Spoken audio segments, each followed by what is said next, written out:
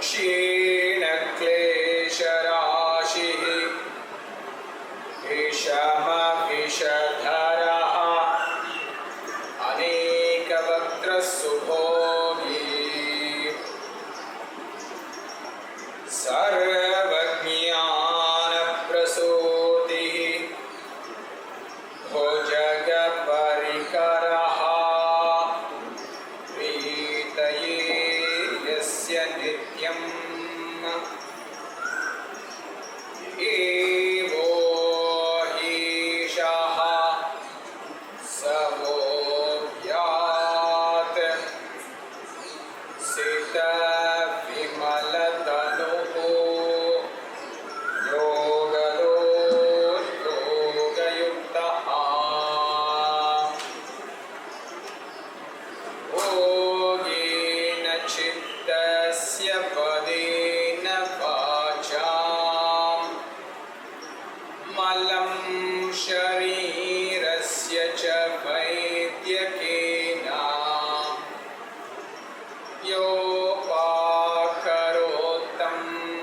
प्रवरं मुनीनां पतञ्जलिं प्राञ्जलिरानतोऽस्मि आबाहुपुरुषाकारं शङ्खचक्रासिधारिणं सहस्रशिरसं श्वेतं प्रणमामि पतञ्जलिं श्रीमते अनन्ताय नागराजाय नमो नमः। पातञ्जलमहाभाष्य चरकप्रतिसंस्कृतैः मनोवाक्कायदोषाणां हर्त्रे अहिपतये नमः।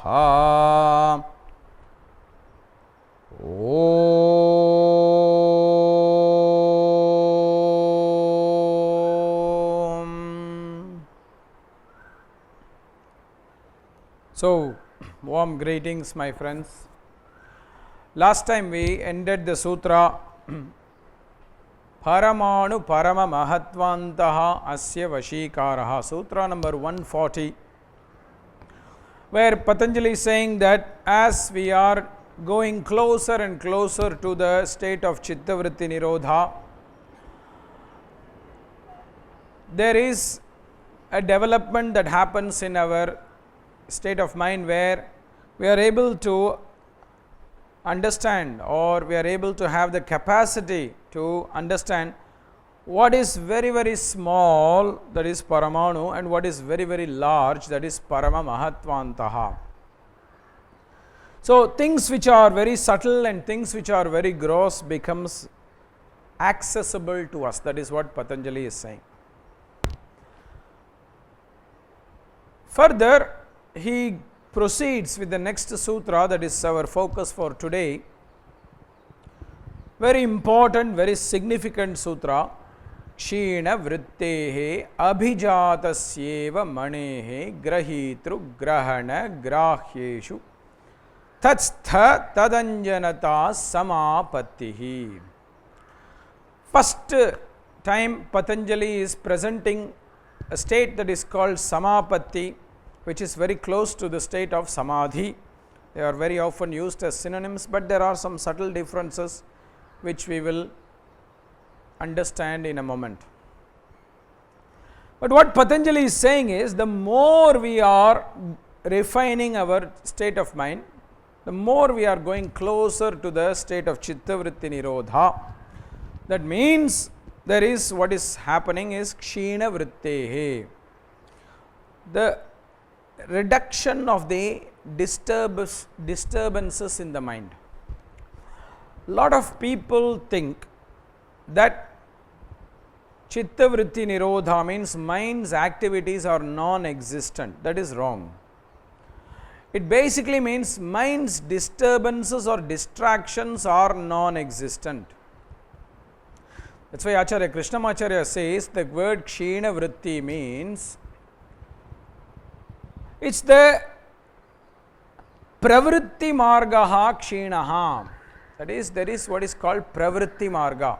That is material distractions or material direction which we can engage in. In our life, we are engaged with material things. We are dealing with people, we are dealing with objects, we are dealing with the environment, we are dealing with animals, dogs and cats, which are all material in nature.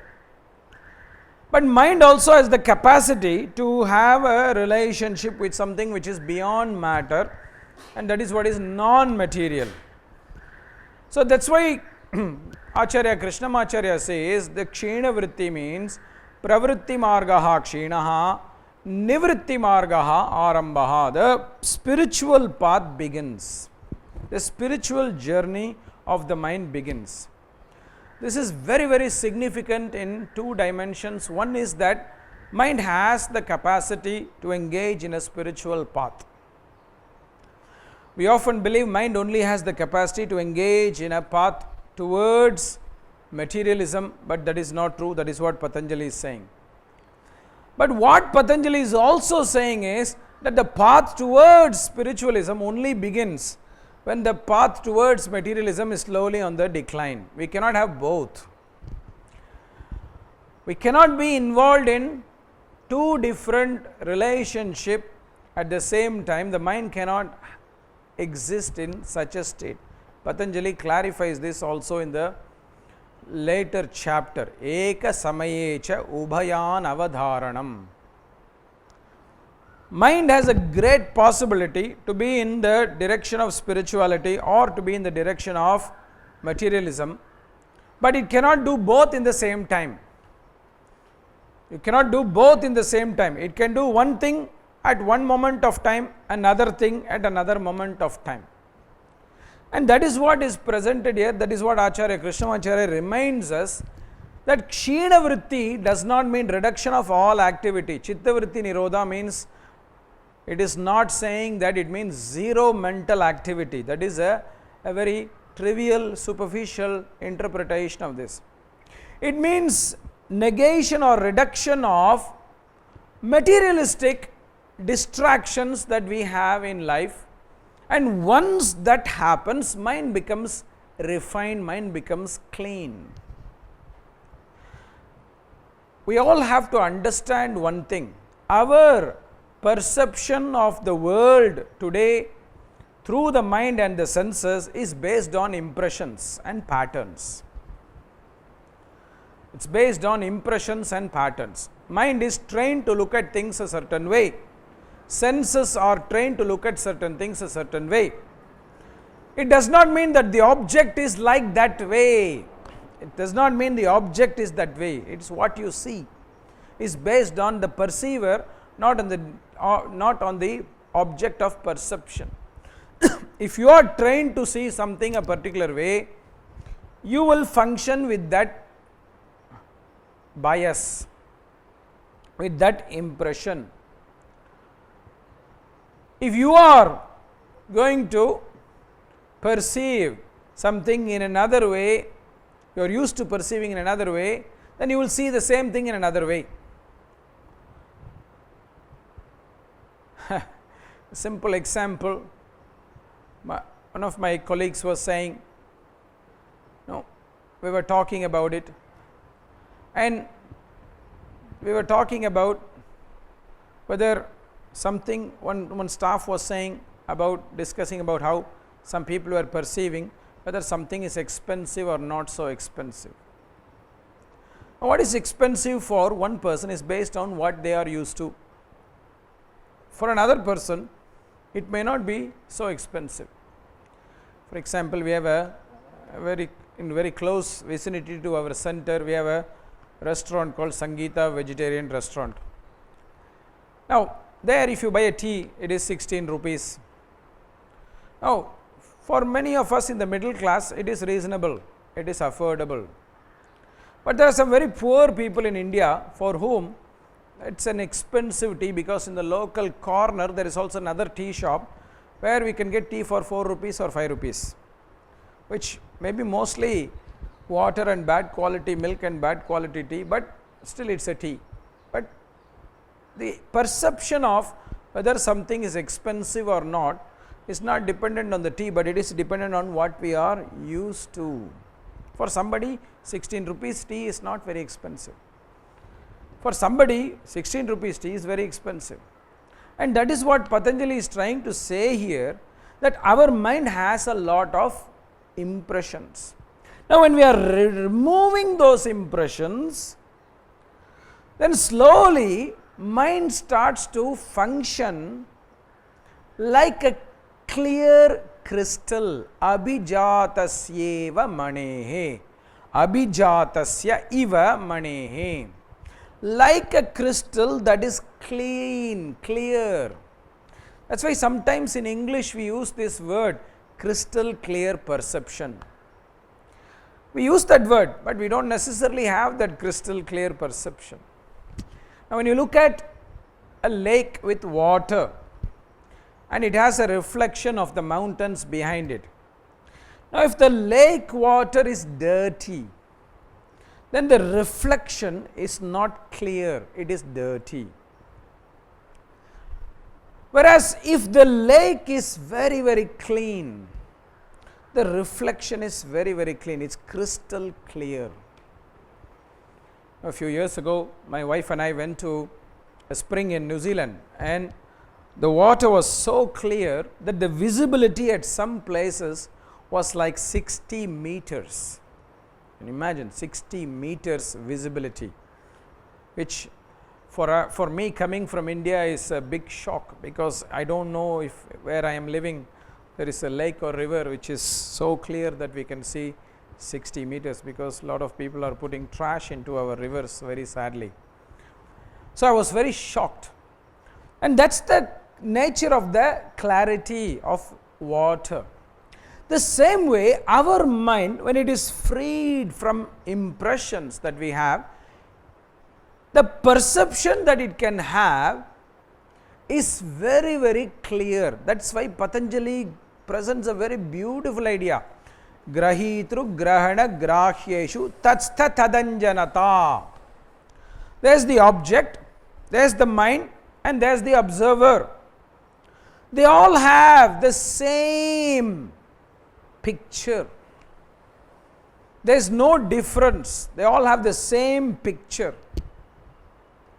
Whereas if I ask somebody who is not in that state, what is the picture? We get different pictures. When you ask somebody, oh, is Chennai hot or cold? Somebody will say very hot, somebody will say it's okay, it's normal.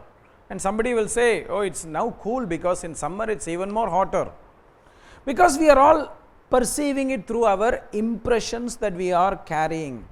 But when impressions are removed, there's no more words, there's only perception, there's a feeling. That's what is grahana, grahitru, grahana, grahya, tatstha. Grahitru means the observer, that is our Purusha, that which holds the perception. Grahana, the mind and the senses, that which facilitates perception. Grahyam, the object of perception. All of them get aligned. There is no difference. There is no difference. Everything is the same. So, what the object is showing, revealing, is what the mind is showing and revealing, and is what is the experience of the Purusha. So Acharya Krishnamacharya says, Samapatti Purusha Anubhavaha. The experience of the Purusha is the observation of the object. So Samadhi is nothing but the moment where we have a clear perception of what we are observing. Clear perception, not through senses, non-sensory perception, but it doesn't mean senses are not involved. It means that the senses and the mind, they are purely revealing what the experience of the object is, rather than have any kind of bias. There's no other influence. It's almost like the middleman is non-existent. See, I want to find out about somebody. I want to know about somebody.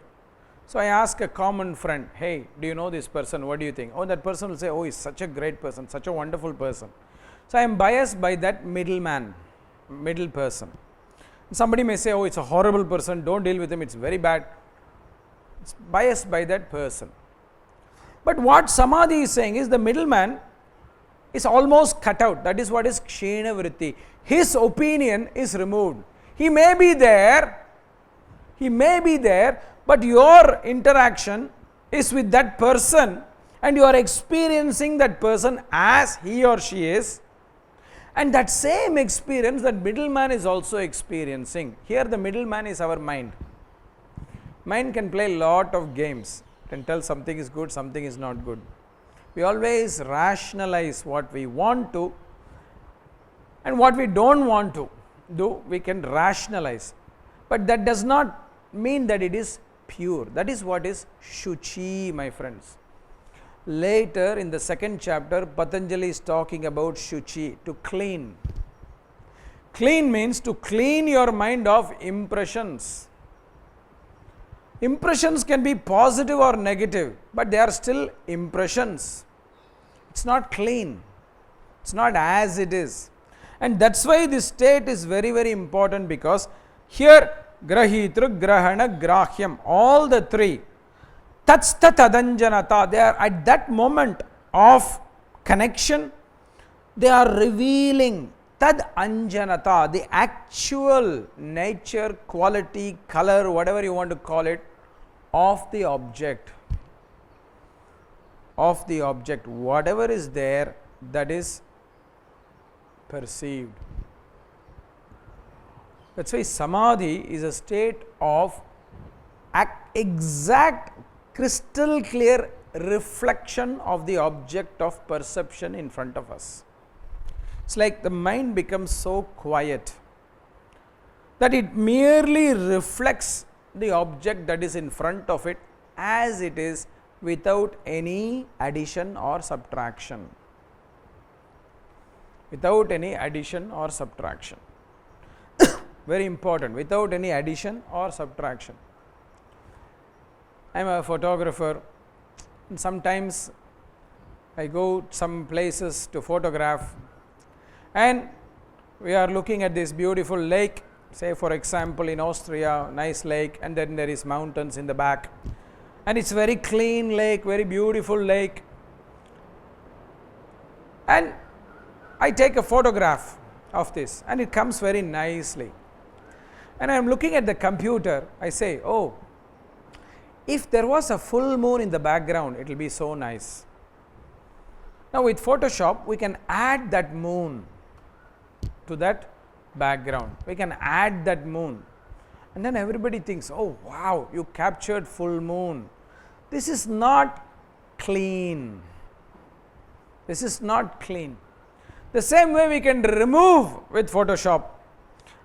Of course, it's a beautiful place, so not just us, but maybe other people are also coming to see the mountain and the lake. So when I take the photograph, I see one person standing in the photo somewhere, and I say, oh, maybe I should remove it. So Photoshop has one tool where I can remove human beings, or I can cut out what I don't want. So I use it, then it becomes clean image, but it's actually not clean. It has been interfered with. So it's not real. And that is what this whole idea is about, that very often mind adds something or mind subtracts something when we are perceiving. When you like somebody, you want to add some things to them that are positive, which may or may not be there. When you don't like something, you want to remove some things even if some of the positive attributes you want to remove, negative attributes you want to add. We try to find fault for no reason. We unnecessarily complain. We unnecessarily complain because we are a bit angry. No, we are a bit angry. No, we cannot find anything to complain, so we find some reason to complain. No. I sent my recent book Hatha Yoga Pradipika to many people, and one person is often a very very strong critic of my work. But anyway, I sent this person because I have great respect for this person, and the person really was, for the first time, could not really find a very substantial fault. I don't know whether that person has become a bit rusty or whether they could not really find fault. But anyway, that person wanted to write, so that person wrote to me a letter. Oh dear Kausthub, wonderful book, thank you for remembering me, but font size too small. No, this book is about 500 pages. If you make font size big, it will become 2000 pages. So if you make font size big and send it, that person would have said, book too big. So sometimes we always want to find a fault, because we want to find a fault because of there is some bias.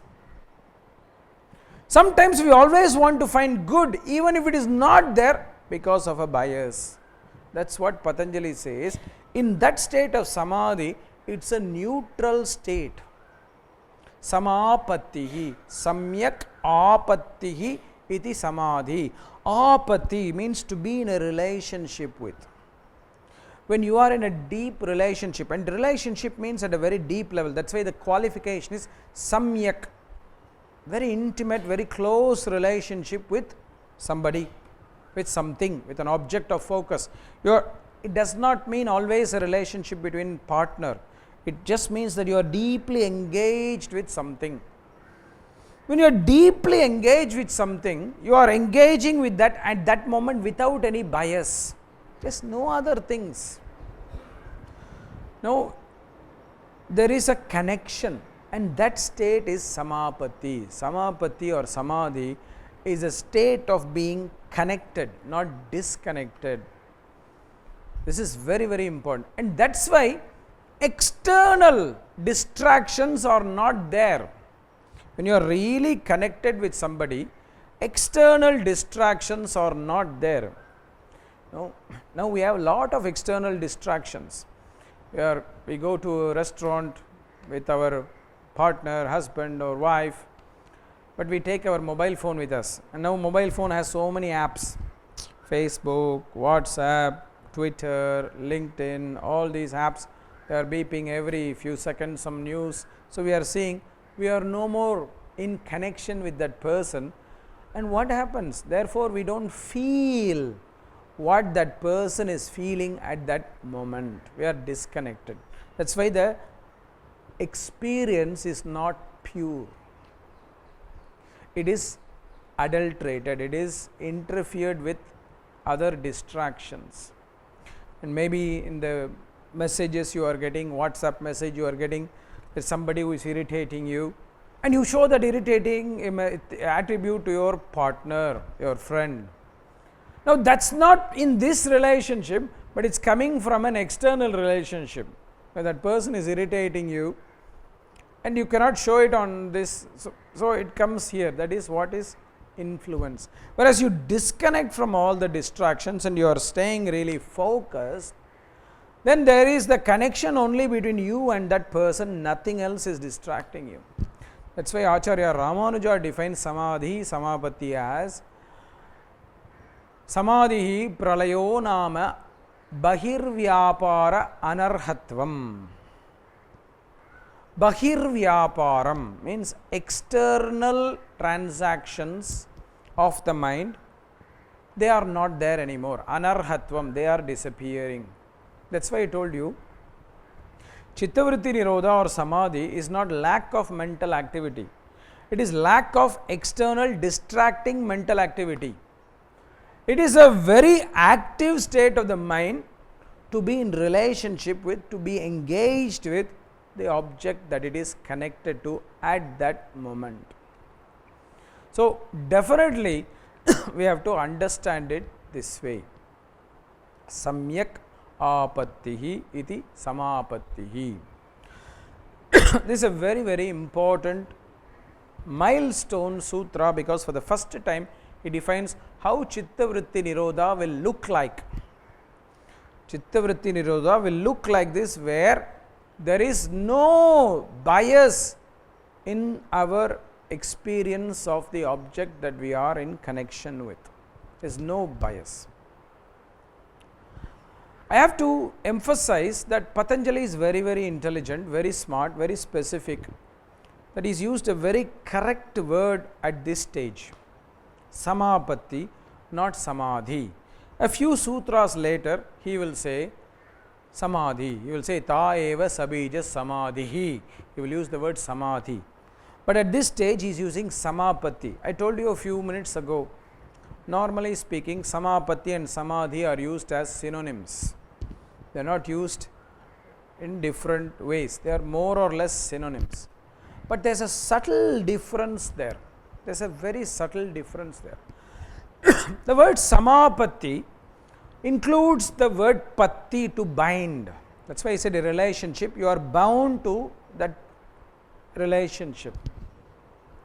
The word Patti is very important, because when we are new to the state of Chitta Vritti Nirodha, when we are entering the state of Chitta Vritti Nirodha, we still have inertia from our past state, which is not Chitta Vritti Nirodha.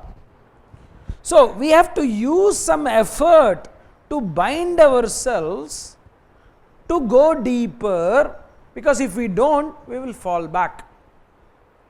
So, we have to put some effort to remain in that state. It will not come naturally, especially in the beginning stages. It will not come naturally.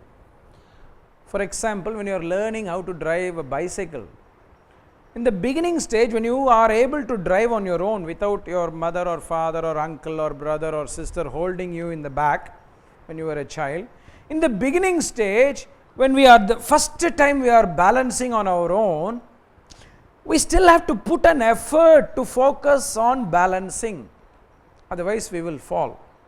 But once that becomes more and more part of our natural process, we don't even have to think about it. And we can ride a bike without the holding the hands. We can show off that we can drive a bike without holding the bars. It's an achievement. But even there, in the beginning stage, we are thinking, okay, I am not holding, so I have to focus. But then over a period of time, that also becomes natural, and we are able to do that more spontaneously. The same way with the mind, when we are in a process of engaging in a relationship with an object, in the beginning stages, we definitely need some effort to stay and remain in that state without getting distracted, because distractions are always going to tempt you. My father always used to say, and I really have seen this in real life as well, every time we make one commitment of discipline, distractions suddenly show up. Every time we somehow make a discipline, commitment to discipline, things will show up. I will start yoga practice from now every day. People will say, I will not be distracted. 6 o'clock in the morning, I will get up and I will do.